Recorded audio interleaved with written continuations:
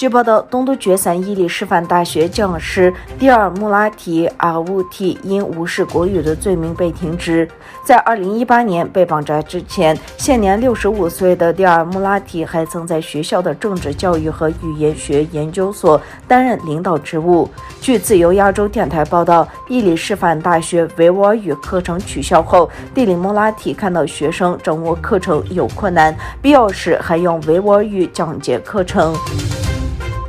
数千人聚集在德国纽伦堡举行的传统和平桌活动，来自不同人权组织的代表和个人聚集在人权街以及其周边350餐桌上。在活动中，向世界揭露中国政府对东都决散维吾尔人和其他穆斯林的压迫的沙伊拉古里沙伊巴乌提或有。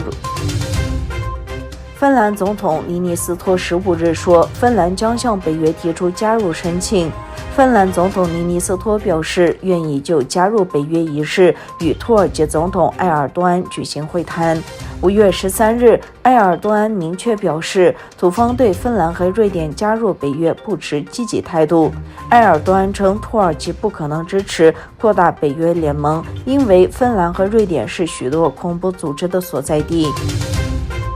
美国纽约州布法罗市一家超市发生枪击事件，造成至少10人死亡，3人受伤。当局表示，受害者中11人为黑人，2人为白人。枪手是名18岁男性，身穿战术装备并佩戴头盔，还通过摄像头在线直播枪击过程。据介绍，枪手来自其他地区，开车数小时后到达布达法罗。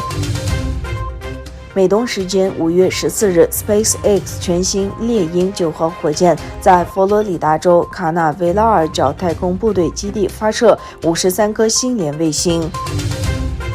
索马利总统选举进入第2轮，因为没有候选人获得2/3的选票。